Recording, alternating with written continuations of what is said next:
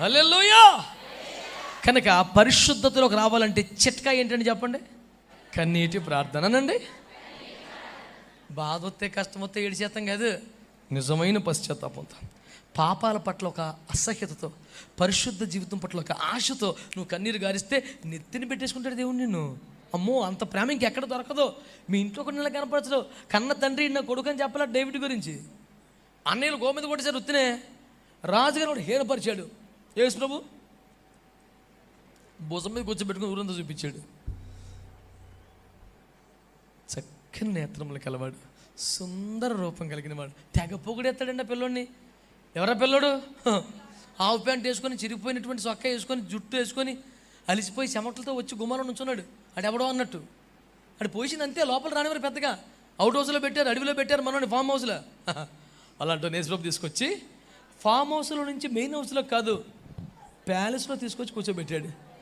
ఇప్పుడు ఓన్ హౌస్లో వాళ్ళందరూ కూడా రాజు చిరంజీవి ఎగునుగాక, రాజు అనాలే, లేకపోతే ఆడికి రేవు యేసు రక్తం చేయం.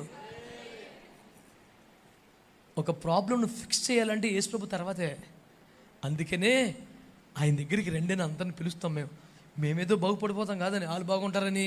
స్తోత్రం చెప్పరే, అందరూ చెప్పాలి. కనుక పరిశుద్ధత రావాలంటే ఏం చేయాలండి? కన్నీటి గార్చి ప్రార్థన చేయాలి, పశ్చాత్తాపంతో. ఓకే, అంటే కన్నీటి ప్రార్థన లేకుండా పరిశుద్ధత, పరిశుద్ధత లేకుండా అద్భుతం. నేడు పరిశుద్ధత పొందితే రేపే. కాబట్టి ఈరోజు మనం ఏం చేయాలి?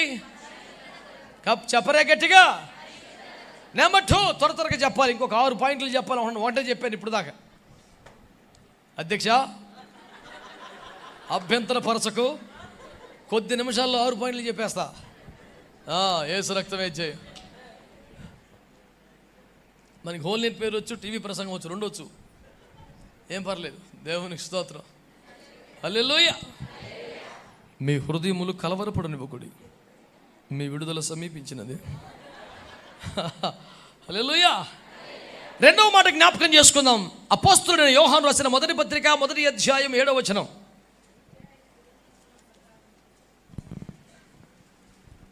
చదవండి చదవండి చదవండి. అయితే ఆయన వెలుగులోనున్న ప్రకారము మనమును వెలుగులో నడిచిన యెడల మనము అన్యోన్య సహవాసము గలవారమైందుము. అప్పుడు ఆయన కుమారుడైన యేసు రక్తము ప్రతి పాపమును మిమ్మల్ని పవిత్రంగా చేస్తుంది. దేవునికి అందరూ స్తోత్రం చెప్పండి. అందరు చెప్పండి. అప్పుడు చెప్పండి అందరూ. ఎప్పుడు ఎప్పుడు అది ఆయన వెలుగులో ఉన్న ప్రకారం మనమును వెలుగులో నడుచుకుంటే, చీకటి బతుకులు, చీకటి అవ్వారాలు, చీకటి వేసాలు, ఆ దరిద్రమంతా వదిలేసి క్లీన్గా ట్రాన్స్పరెంట్గా లైఫ్లోకి వచ్చేస్తే, ఆయనలాగా వెలుగులో నడుచుకోవటం స్టార్ట్ చేస్తే, యేసయ్యతో నీకు అన్యోన్య సహవాసంలో ఉండగా యేసు రక్తం. ఆమేనండి, ఆమేనండి. మీకు అర్థమైంది? 1, పశ్చాత్తాపపు కన్నీటి ప్రార్థన. 2వది, యేసుతో అన్యోన్య సహవాసములు ఉండగా యేసు రక్తం కడుగుద్ది. 3వది, అపోస్తలుల కార్యముల గ్రంథం. అపోస్తలుల కార్యముల గ్రంథం 22:16.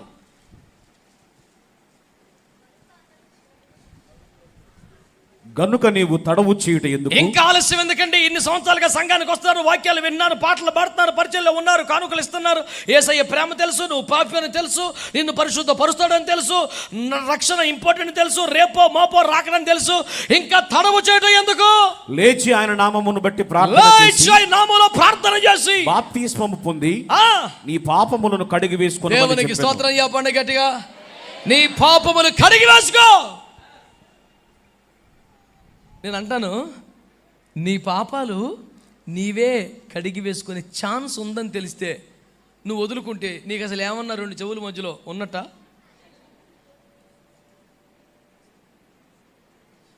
దేవా పాప, ఏ రాగంలో పడినా పాపే కదా, ఇక అది వదిలేయి. మరి ఇలాంటి పరిస్థితిలో నీ పాపాలు నువ్వే కడుక్కునే ఒక ఛాన్స్ వస్తే ఇక దాన్ని వదలకూడదు. ఆ ఛాన్స్ పేరేంటి చెప్పండి? నీటి బాప్తిస్మము అనండి గట్టిగా అందరూ. నువ్వు తడవు చేయటం ఎందుకు? ఆయన దేవుడని తెలుసు, నీవు పాపివని తెలుసు, బాప్తిస్మం పొందితేనే రక్షణ అని తెలుసు, పొందకపోతే శిక్ష అని తెలుసు. వచ్చుచున్నవాడు ఆలస్యం చేయకపోవచ్చునని తెలుసు. మనము నిన్నటి వారమే కానీ రేపటి వారమని తెలుసు, కాదని తెలుసు. నేడు అనబడు సమయం ఉండగానే మారాలని తెలుసు. ఇంకెందుకు ఆలస్యం చేస్తున్నావు? ఉద్యోగం వచ్చే పొందుతాను, పెళ్లి సంబంధం ఫిక్స్ అయితే పొందుతాను, జనవరి 1కి పొందుతాను, ఈస్టర్కి పొందుతాను. ఈలోపే స్తోత్రం యేసు ప్రభు ఫోన్ చేస్తాడు, అరే వచ్చారా అని. అప్పుడు నీ పరిస్థితి ఏంటి? అంటే యాక్చువల్గా ప్రభు నెక్స్ట్ ఇయర్ బాప్తిజం పొందాం అనుకున్నాను. బాప్తిజం పొంది అలా ఒడ్డుకు రాగానే కేకేసే అలాగ ఉండదు నాన్న. ఏషావు ఆ తర్వాత శ్రద్ధతో కన్నీళ్లతో వెతికినను మారు మనసు పొందని అవకాశం అనుగ్రహించబడక విసర్జింపబడిన. పాతలు బానంతే. తనకిచ్చిన అవకాశాలన్నీ దుర్వినియోగం చేశాక ఆయనకు ఒక్కసారి చిరాకు వస్తే ఈయనకి వేస్ట్ అనిపించడానికి అయిపోయింది. 4-5 వేల సంవత్సరాల క్రితం ఏషావుకి ద్వారం ముయ్యబడింది. ఈ రోజుకి నాలాంటి పాపులకి ఇంక తెరవబడింది. కృపాకాలం అండి, అందరికీ తలుపులు. కృపా వాడికి ఎప్పుడో మూసేసాడు తలుపు. మళ్ళీ డిస్పెన్స్ చేసి ఏ చేసి నాకు తెలియదు అని ఏమనకండి. దేవునికి స్తోత్రం కలుగునుగాక. హల్లెలూయా. అది అట ఆయుగం, అది ఆయుగం, అది ఆయుగం, ఇది యుగం, ఇది కృపాయుగము. హల్లెలూయా. మరి కృపలేని యుగం ఏంటి చూపించరా? 136వ కీర్తన ఆయన కృప నిరంతరం అని చెప్తుంది వాక్యం. ఎడుబడి ఫిక్స్ చేశాడు. దేవునికి స్తోత్రం చెప్తలేదు మీరు? చెప్పాలి గట్టిగా. ఆయన కృపే లేకపోతే ఆదాముకు వస్త్రం వచ్చేది కాదు. స్తోత్రం చెప్పండి. ఏదేనులో గొర్రె పిల్ల వధించబడకపోతే, చర్మపు చొక్కాలు చేయించబడకపోతే, సిగ్గు కప్పబడకపోతే, తండ్రి ముందుకు వచ్చి నిలబడే ఛాన్స్ లేకపోతే, కృపే లేకపోతే ఏం మాట్లాడుతున్నావు? కృపే లేకపోతే భూమి మీద మరొక సంతతి విస్తరించినట్లు కొత్త భూమి కోసం సిద్ధపరచబడే ఛాన్స్ ఉండేది కాదు. కృపే లేకపోతే ఇస్సాకుకు బదులు గొర్రె పిల్ల వధింపబడేది కాదు. బిడ్డలారా, కృపే లేకపోతే సముద్రము చీలున్నట్లుగా విమోచించబడ్డ ప్రజల కొరకు వధించబడిన గొర్రె పస్కా దొరికేది కాదు. ఎన్ని చెప్పమంటావా? 13:8 ప్రార్థన గ్రంథం. జగదుత్పత్తి మొదలుకొని వధించబడుతున్న దేవుని గొర్రె పిల్ల. 2000 సంవత్సరాల క్రితం కలవరి కొండ మీద కాదయ్యా బాబు. జగదుత్పత్తి మొదలుకొని, జగదుత్పత్తిలో మొదలుకొని వధింపబడిన దేవుని గొర్రె పిల్ల 2000 సంవత్సరాల క్రితం కాదు. కృప ఎప్పుడో ఉంది.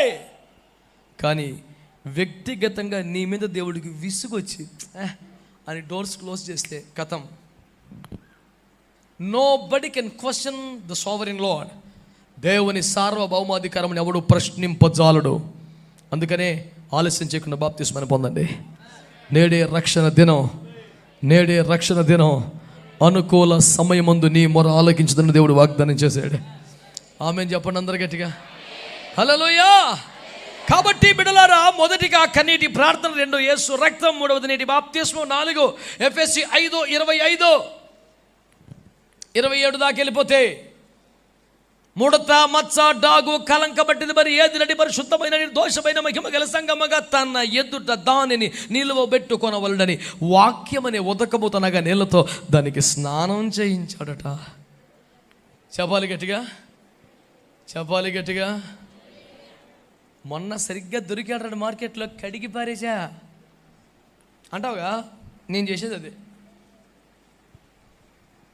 ఎంతో ప్రేమతో దైవజనుడు అని వాక్యం చెప్తాను తెలుసుకుంటే ఏంటి కడిగి పారేస్తాడు? మరి ఏం చేయాలి? వాక్యంతో పొగడాలా? ఆహా ఇశ్రాయేలులారా, వీరులారా, శూరులారా చెప్పనా? ఇసుకలో నడుస్తున్న అద్భుతమైన శక్తిమంతులారా. వద్దండి. మనకేం కావాలి? ముడత, మచ్చ, డాగు, కలంకం మట్టిది మరి ఏది లేని పరిశుద్ధమైన నిర్దోషమైన మహిమగల సంగమ్మగా ఒక వ్యక్తి మారాలంటే స్వస్థత కూటములు అవ్వదు, విడుదల కూటములు అవ్వదు, వాగ్దాన కూటములు అవ్వదు, ఆశీర్వాద కూటములు అవ్వదు, దీవెన జల్లులు అవ్వదు. వాక్యం అనే ఉదకంతో స్నానం చేపించాలట. స్తోత్రం చెప్పండి. మీరు ఇప్పుడు స్నానం చేయాలనుకోండి, అమ్మా ఇప్పటికీ శుభ్రం స్నానం చేసేయండి. ఎలా కుదురుతుంది? అవుతుందా?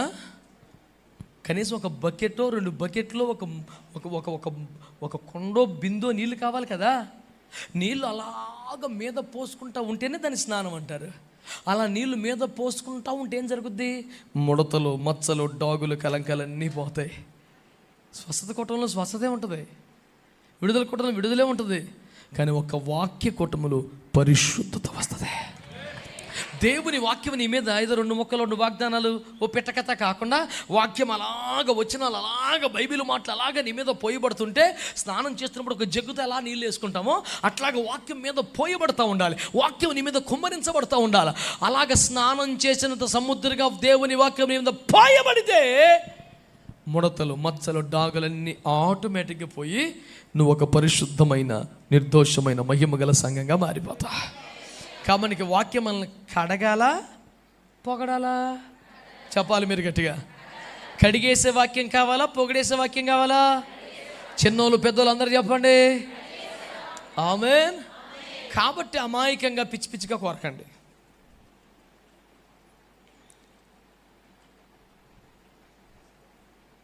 పరిశుద్ధత ఎలా వస్తుంది? వాక్యపు స్నానం అనండి. 5వది యెషయా గ్రంథం 6:6. యెషయా గ్రంథం 6:6.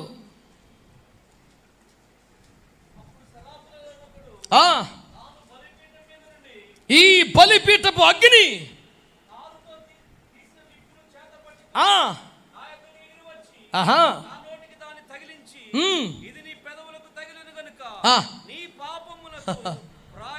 నువ్వు ఎన్ని చోట్లకి తిరిగావు, ఎన్ని బాధలు పడ్డావు, ఎంత ఖర్చు పెట్టావు, అవ్వదు పని. ఎప్పుడవుతుంది తెలుసా? ఆ అగ్ని నీ పెదవులకు తాకితే చాలా. ఆమేన్ చెప్పండి. మరి అగ్ని పెదవులకు తాకాలంటే ఏం చేయాలి? వీళ్ళందరూ ఉండాలి. వీళ్ళందరూ అందుకు కావాలి. వీళ్ళు ఊరినే వాళ్ళు ఖర్చు పెట్టుకొని, కష్టపెట్టుకొని, వాళ్ళు పనులు మానిపించుకొని, బతిమాలి బామాలి వాళ్ళని తీసుకొచ్చి కూర్చోబెడతాం. 4 రోజులు కదలకుండా బంధించేయటం ఎందుకు అనుకున్నారు? వీళ్ళందరూ అటండి ఏం చేస్తారట? అక్కడ ఉన్నాడే ఒక ఆయన సౌండ్ సిస్టమ్. వీళ్ళందరూ ఎందుకు తెలుసా? గాన ప్రతిగానాలు చేస్తుంటే ఎలా ఉందటండి? గడప కమ్ముల పునాదులు. అబ్బా పాడొచ్చులేండి. ఆ పెద్ద పెద్ద బేసులు ఎందుకు పెట్టారు మీరు డానియేల్ గారు? అయితే చేయండి అంటారు పాపం బలహీనులు. కానీ అది వాక్యం. ఏమిటి వాక్యం? పాటలు పాడితే ఎలా ఉండాలండి? గడప కమ్ముల పునాదులు అదిరిపోవాలంట. అంత శక్తివంతమైన స్తుతి ఆరాధన చేస్తుండగా అకస్మాత్తుగా ఒక అగ్ని నీ పెదవులకు తాకుద్ది. ఆ అగ్ని నీ మీదకి రాగానే నువ్వు పరిశుద్ధుడు అయిపోతావు. స్తోత్రం చెప్పండి గట్టిగా, చెప్పాలి గట్టిగా. హల్లెలూయా. పరిశుద్ధుడు, అతి పరిశుద్ధుడు అని గాన ప్రతి గానములు చేయొచ్చు. ఎవరు ఎవరు మరి? మనం వద్దా? శరాపులు, కెరూబులు నిత్యము ఆరాధించెదరు. ఏమని? పరిశుద్ధుడు, అతి పరిశుద్ధుడు అని.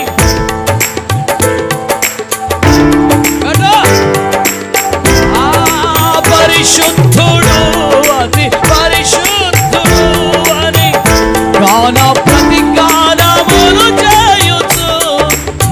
ఓ పరిశుద్ధుడు యేసు, పరిశుద్ధుడు పరిశుద్ధుడు యేసు, పరిశుద్ధుడు ఆయన అని గాన ప్రతి గానములు చేయొచ్చు.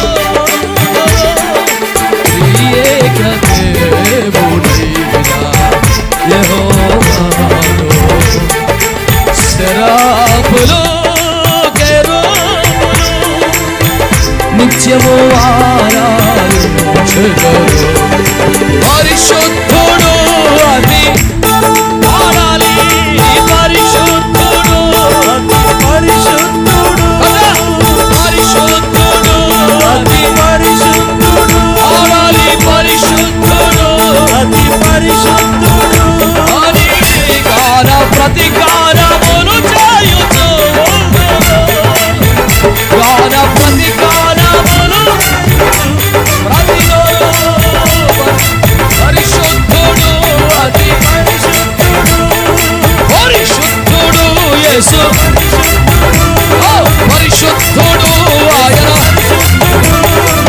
పరిశుద్ధుడు తాను, పరిశుద్ధుడు యేసు, పరిశుద్ధుడు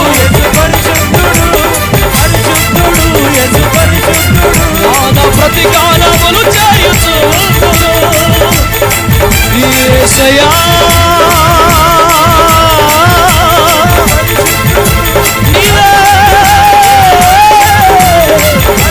యేసయ్యా పరిశుద్ధుడు, యేసు పరిశుద్ధుడు, నిన్ను నన్ను పరిశుద్ధపరచువాడు. దాన ప్రతికారములు చేయుచుండగా, ఆరాధించుచుండగా, ఆయన శక్తివంతముగా కీర్తించుచుండగా,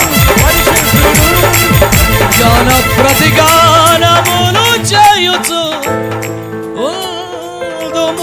గట్టిగా చప్పట్లు కొట్టేసరికి కనపరచండి. ప్రాణప కమ్ముల పునాదులు అదిరిపోయేలాగా ఆరాధన చేయగలిగితే ఒక అగ్ని మనల్ని పరిశుద్ధపరుస్తుంది.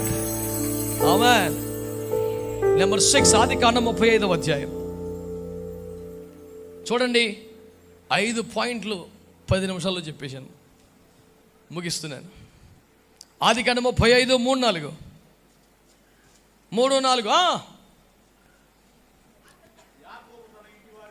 ఆహా పారవేసి మిమ్మును మీరు శుచిపరుచుకొనుడి. అందరు చెప్పండి ఆ మాట. అమ్మా చెప్పాలరా, మిమ్మును మీరు ఏం చేసుకోవాలి అంటే పరిశుద్ధపరచుకో, అంతే కదా. సేమ్ మిమ్మును మీరు పరిశుద్ధపరచుకోండి అని చెప్పగానే వాళ్ళు ఏం చేశారట? స్నానం చేశారు, స్తోత్రం చెప్పండి. బట్టలు మార్చుకున్నారు, స్తోత్రం చెప్పండి. ఇక్కడ దాకా మనందరం కూడా చేసాము, స్తోత్రం చెప్పండి. నెక్స్ట్ ఏమిట్రా నాయన? తమ చెవులకున్న పోగులన్నీ తీసి పడేశారు. స్తోత్రం చెప్పరే. హల్లెలూయా. ఆ ఒక్క వచ్చిన దగ్గరకు వచ్చాక మేము ఏం చేస్తాం?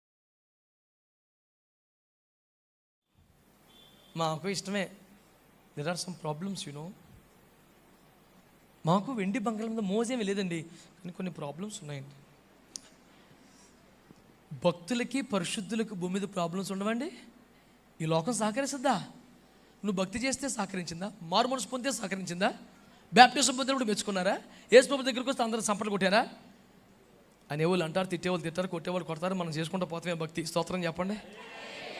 చిత్రం ఏంటంటే విగ్రహాలను తీసివేసిన ఆ వ్యక్తులు తమ ఆభరణాలు కూడా తీసేశారు. ఎందుకని? ఆభరణాలు యేసుకు సంబంధించినవి కాదు, విగ్రహాలకు సంబంధించినవి. మీరే విగ్రహాలను చూడండి, ఒక ఆభరణం లేకుండా ఏ విగ్రహం ఉండదు. యేసయ్యను చూడండి, ఆయన ఆభరణాలతో ఎప్పుడూ లేడండి. ఆదాము కేదియన్లో మొదలుకొని ప్రార్థన గంధం యోహాను దాకా ఎవరికి ఆయన ముక్కు పొడకతోనూ, ఉంగరముతోనూ, లోలకులతోనూ, కంఠహారంతోనూ గల్లు గల్లు అని ఎప్పుడు యేసు ప్రత్యక్షం అలా. స్తోత్రం చెప్పండి. అంతటి యేసు గల్లు గల్లును అక్కడికి రాగా ఎక్కడ లేదు అలాగా. ఇప్పుడు మనం యేసయ్యని పోలి ఉండాలి, ఇంకెవరన్నా పోలి ఉండాలా? మాట్లాడరా మరి ఇప్పుడు ఏమండి? యేసయ్యని పోలి ఉండాలి కదా. కాబట్టి ఆభరణములు దేనికి సంబంధించినవి? కనుక విగ్రహం తీసేసాం కదా, మరి వాటికి సంబంధించిన మనకెందుకు? బతిమాలి, బామాలి, ఏడ్చి, పోరాడి ఎన్నో ఒప్పించుకుంటాం కొంపలో. ఇక్కడికి వచ్చే మట్టుకి మా ఎవరు ఒప్పుకోరండి. సూపరు. ఈ ఆడపిల్లల్ని మించిపోయారు మా పురుషోత్తములు ఈ మధ్య. మరి ఏమో పెట్టేసుకున్నాడు అడుగును చేవరకండి. అవి విగ్రహ సంబంధమైనవి. అందుకనే విగ్రహంతో సమానం కనుక విగ్రహం తీసేసినప్పుడు అవి కూడా. స్తోత్రం చెప్పండి. జఫనే శాస్త్రి శాదస్తపోడు ఆడుకుంటే ఇలాంటి పట్టింపులు దేవుడికి లేవు అన్న వాళ్ళందరూ నిర్గమకాండం 33 తీయండి. ఎన్నాను మూసేసావు? జపని చేస్తున్నంత తొందరగా ఎట్టినాం మేము? స్తోత్రం చెప్పు. ఆదికాండం నిర్గమకాండం 33:5 చదివి పెట్టండి. One very important word. అయ్యా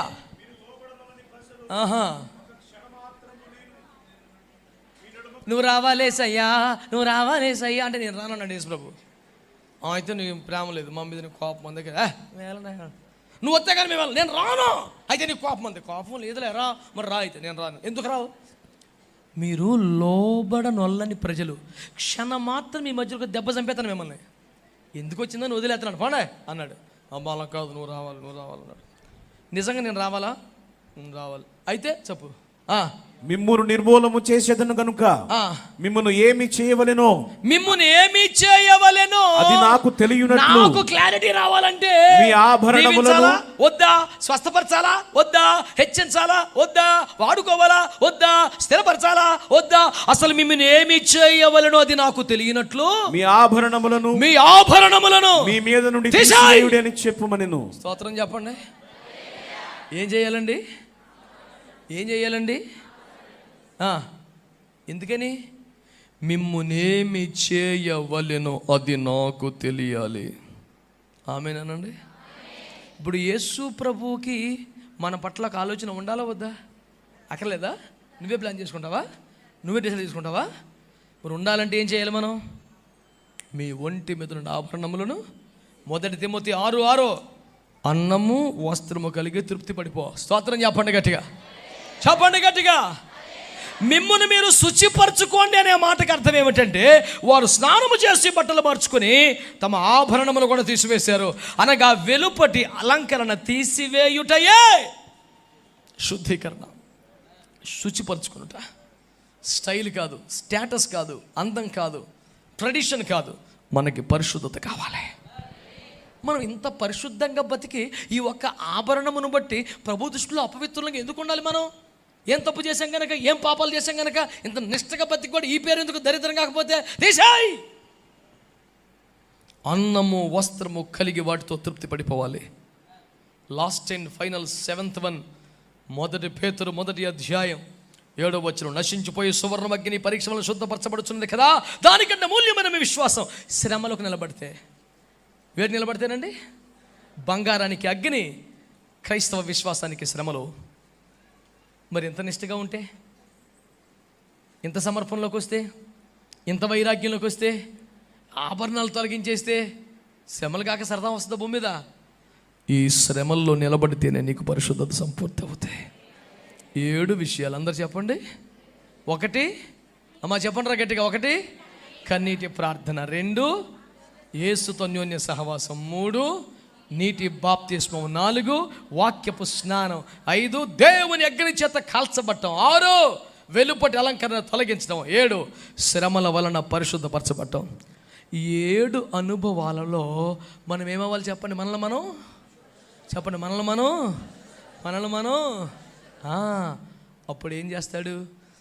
రేపే ఒక అద్భుతం చేస్తాడు. ఇంకా బాప్తిసం పొందిన వాళ్ళు ఈ రాత్రి తీర్మానం చేసుకోండి. ఇంకా పరిశుద్ధాత్మ అభిషేకం పొందిన వారు తీర్మానం చేసుకోండి. ఇంకా వెలుపటి అలంకరణ సమర్పించుకునే వారు తీర్మానం చేసుకోండి.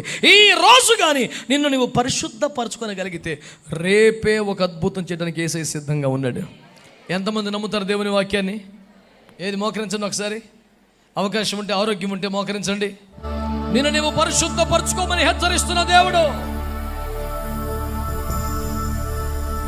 7 పద్ధతులు నీ ముందు పెట్టాడు. నీ పాపములు ఒప్పుకొని పశ్చాత్తాపడగలిగితే నీకు క్షమాపణ. నీ పాపాలు ఒప్పుకొని విడిచిపెట్టగలిగితే నీకు క్షమాపణ. వెలుగులో నడుచుకున్నట్టుకు యేసు ప్రభు యొక్క మార్గంలోకి రాగలిగితే, యేసు రక్తం, నీటి బాప్తిస్మం. ఈ రాత్రి బిడ్డలారా, మీలో ఎవరైనా ఇంకా బాప్తిస్మాన్ని పొందని వారు ఉన్నారా? మీరంతా చేతులు దించండి, చేతులు దించండి, చేతులు దించండి. ఇంతవరకు ఇంకా బాప్తిస్మాన్ని పొందని వాళ్ళు మీలో ఉన్నారా? ఇదిగో దేవుని ప్రేమ, దైవజనులు సిద్ధంగా ఉన్నారు. ఇది నీ కొరకు ఏర్పాటు చేయబడ్డ రక్షణ దినం. అయ్యా, నేను ఇప్పటికీ ఇంకా బాప్తిసం పొందలేదు, కానీ ఇక వాయిదా వేయాలనుకోవట్లేదు. దేవుడు నాతో సూటిగా మాట్లాడాడు. నాకు రక్షణ కావాలి, నాకు పాప క్షమాపణ కావాలి, నాకు పరిశుద్ధత కావాలి. నేను ఇక మీదట వాయిదా వేయను, బాప్తిస్మాన్ని పొందేస్తాను అనే వాళ్ళు మీలో ఎవరైనా ఉంటే మీ కుడి చేయి పైకి ఎత్తగలరా?